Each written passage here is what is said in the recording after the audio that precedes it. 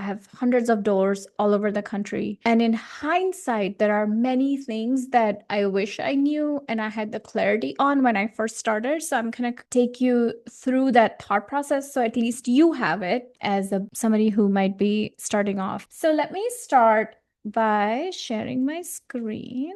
When we think about investing, there are certain things that they seem enticing and they may seem like the right fit, but I'm going to help them kind of, there are lots of things that become clearer in hindsight. That's just how life works, right? And so I want to kind of bring them into my thought process on things that are clear to us now after doing this for 10 years and having helped people. So annually, I would say we probably help people acquire between 50 to 100 million in assets on an annual basis. So after seeing all this is something that I want to give everybody clarity on.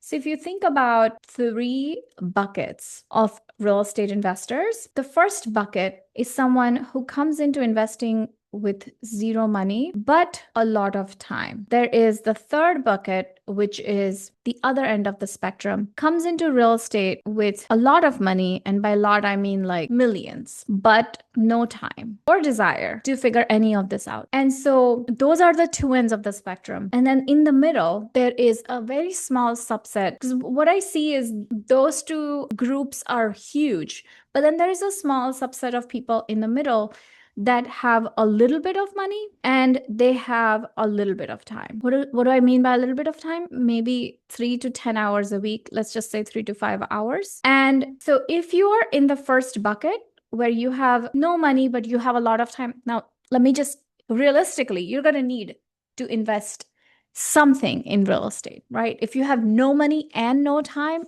it's going to be very hard to acquire the skills or acquire a property without any funds. So that option, I think that's just not being realistic. You will need either money or time, right?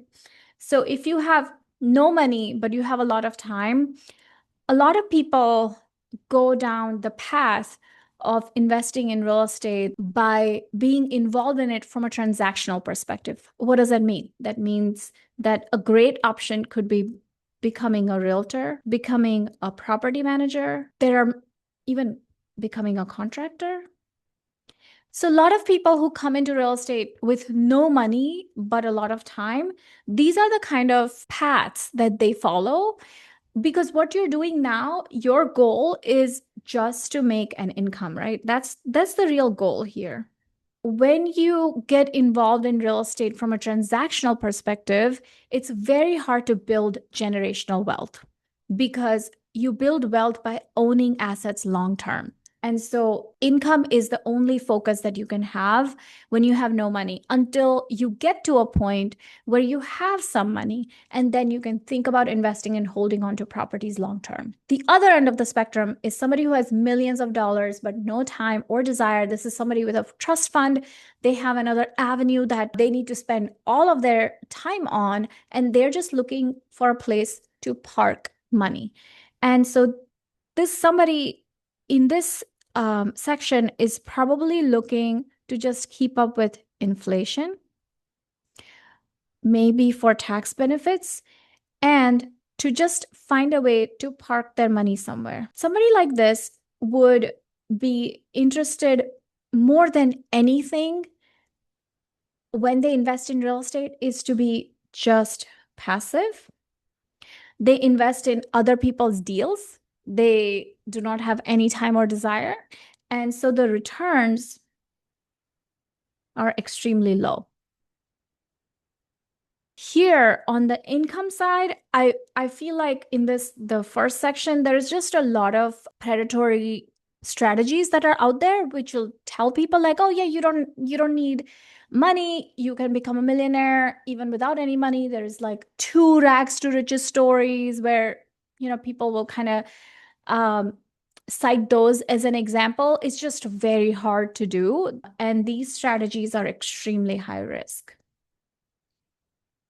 Now, if you're somewhere in the middle, which is, I think, a lot of people who come and talk to us, a lot of people who are in our world are usually in that subset, the little subset in the middle. Here, you have some great options available to you. So what I love is long-term buy and hold investing, the number one reason I love it is because it's relatively passive. Once you acquire the skills to be able to do what you need to do to scale your portfolio, right? So we love that there is, once you really learn the foundations of what it means to acquire and hold on to profitable properties long term, then you can layer it with strategies like short-term rentals, mid-term rentals, student housing, co-living, BRRRR. Lots of different things are available to you under this umbrella. So this is where we were when we first got started. And when we started, we came into it with three things, three desires. We wanted three things from our rental portfolio. So this is called the Genius model. It was developed a long time ago. This whole concept of Genius model is just for you to be able to understand what I'm saying in a very easy way. That's why it's a triangle. I wanted to draw it again because I didn't like my triangle. This is how we started when we got into real estate. We said we want three things. We want passive income because we did have good income, but it was taking up all of our time. We wanted passive income. We wanted generational wealth, and we wanted time and location freedom. And we wanted all three. And we set out to find a strategy that would give us all three things. And we said, if it doesn't give one of these three things, then it's not the right strategy for us. And after searching and understanding how different strategies work, we narrowed it down to buy and hold long-term rentals because we knew that this is what would help us leave a legacy behind. We wanted all these three things. We wanted passive income. We wanted to build long-term wealth. We wanted to break generational cycles, but we also wanted time and location freedom while we were doing it. We didn't want to be tied down to a specific location. We didn't want to create another 9 to 5 for ourselves. So buy and hold long-term rentals were the perfect fit for us. But there was a problem with it, which is what I think a lot of new investors, when they first start, especially those of us who don't come from money, you don't have a big trust fund, you're trying to build generational wealth for the future generation, you're trying to break a cycle, is funding. This is one of the biggest things that most new investors struggle with, and this is what we struggled with too. Where do you get the capital to consistently buy deals again and again? And when we found out that this is the one thing that we needed to solve for, we basically put all our time and attention towards finding a strategy that would solve this problem. So when you buy a rent-ready rental, if you go out and buy a rental, say you're buying a 200K property as an investment property, you will need to bring maybe one time. If you want to do it, maybe you bring a little bit less. But if you want to scale a portfolio, you will bring 20 to 25% down payment. Plus, I'm going to add another 5% for different costs associated with buying a property, right? Just to round it up. 30% of 200K is around 60K. That's how much you would need to buy a 200K rental. And so we said, okay, if we want to consistently buy these properties and scale a portfolio, there's no way we can come up with 60K again and again fast enough to be able to retire in 3 to 5 years. And that's when we found the BRRRR strategy, which allows you to take a small amount of capital and turn it into many, many properties. So the way it works for anybody that doesn't know is you repeat this cycle, which is you start here, You buy a distressed property that is all broken up. How does my broken up house look? You buy a property that's distressed, and because it is distressed, you can buy it for pennies on the dollar. You renovate this property. I don't know if I can draw a paintbrush. Renovate this property, which is called forced appreciation. You're going to force this property to appreciate in a short period of time by renovating it. The next step is to rent it out. When you rent it out, it's also known as stabilizing. And then you refinance it.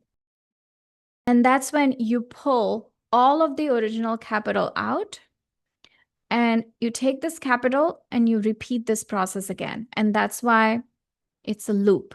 So it's buy, rehab, rent, refinance, repeat. That's why it's called the BRRRR strategy, right?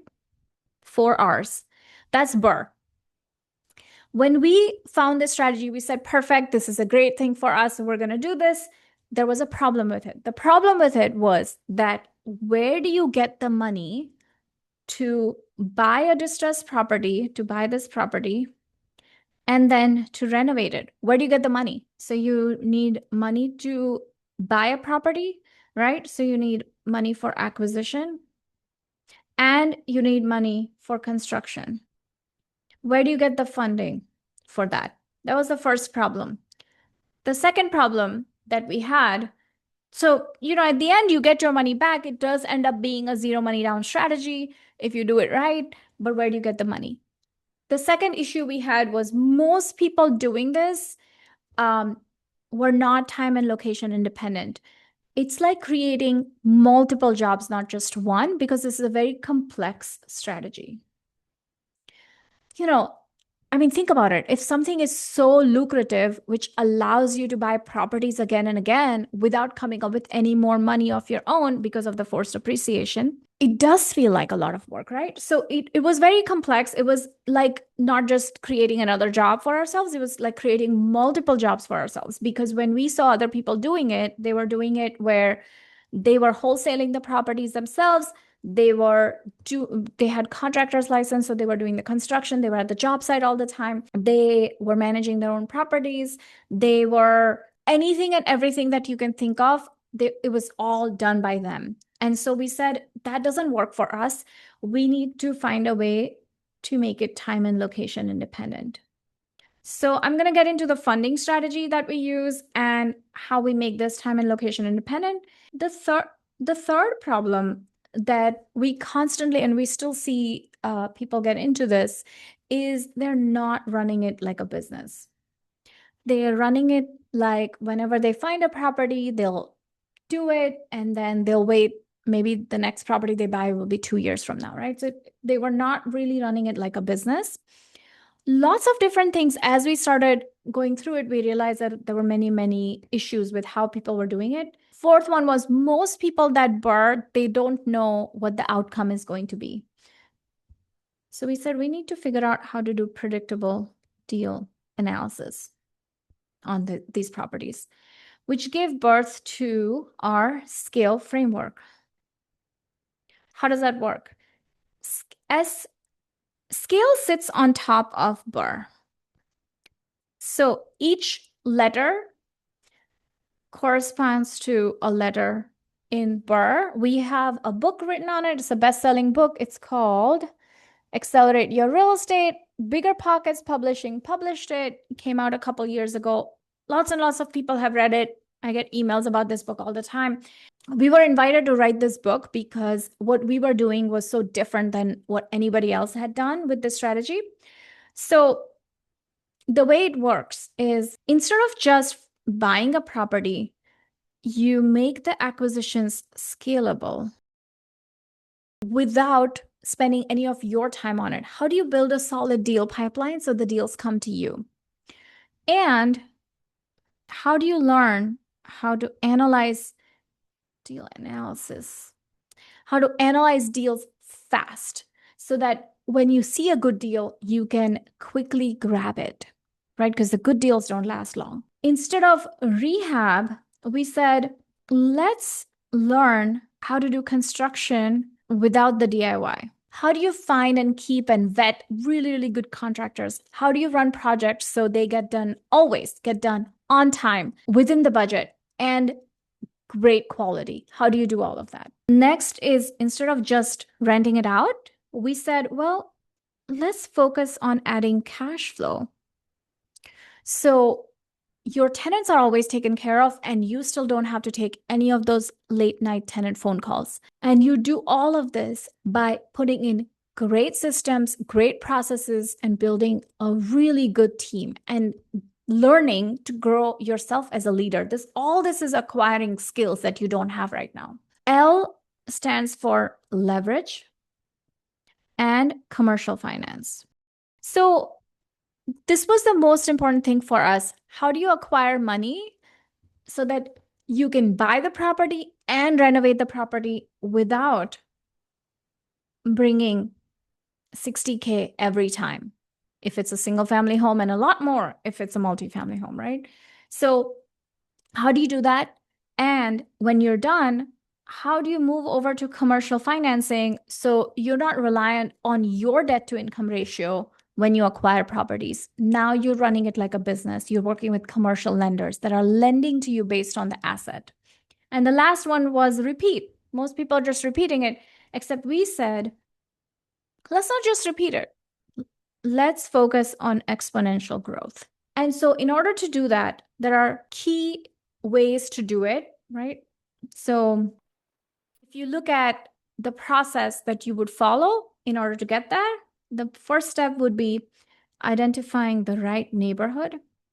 And I did it opposite the first time, and that's how I learned. Identifying the right neighborhood. The next step would be identifying the right property avatar, which is the type of property that is consistently scalable. Then figuring out construction, figuring out renting, figuring out finance, and then getting that deal under contract. That is the process that you follow to get this done. We figured out how to do this with very little money is we work with short-term lenders. Short-term lenders will take, say, for example, to buy a property and to renovate the property. Say you're buying a property for 100K. You're renovating it for another, I'm just going to throw a number out there, 50K. All in, you are at 150. This is the same example of the same property that we just did. This 200K property that we just talked about, that's the one I'm using the same example. Say you buy it for 100K, you renovate it for 50K. And again, these are round numbers, so they're easy to talk about. If we were working deeper together, I would break this down into acquisition costs and soft costs. I'll break this down into construction, hard cost, and soft cost. But right now, we're just going to use these round numbers. All in, you are at 150K. When you're done, the property is going to appraise for 200K. You just made 50K in profit. That profit ends up becoming the down payment for the property. You don't have to bring any money of your own. You pay yourself the 150K back. You're done. But where do you get the 150K? That's the big funding question. To buy this 200K property, otherwise you would need to bring 60K.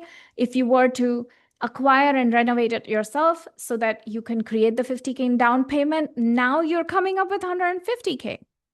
We work with short-term lenders. The short-term lenders use a very different formula. They don't use 20 to 25%. They don't use that. The ones that conventional lenders use, they don't use that.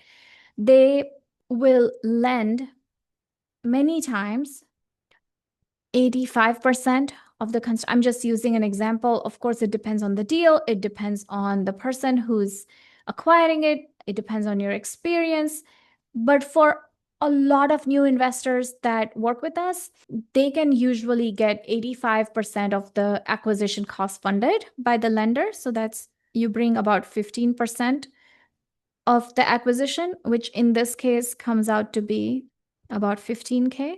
And then they cover 100% of the construction, which means you'll bring 0% here.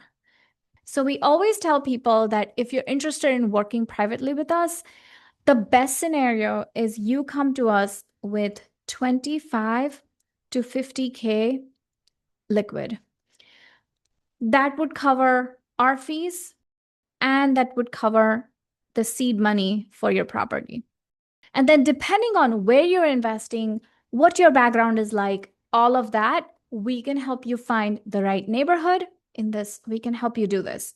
You find the right neighborhood, find the right property avatar, learn about construction, renting, finance, and then get your deal under contract. That's how it would work. But you guys can do this. Think about it. A year from now, you'll be, talking to lenders, talking knowledgeably about real estate. When people BS you, you will know. You will know more about money than you ever wanted to know. So just come and grab a spot and come join us. It's a really, really good group of people. It's a labor of love. All right, everyone. You're ready to get serious? You can join us at theinvestoraccelerator.com. It's like getting 1,000 episodes worth of information in 5 days, and it's everything you need to build your actionable plan to financial freedom and making work optional.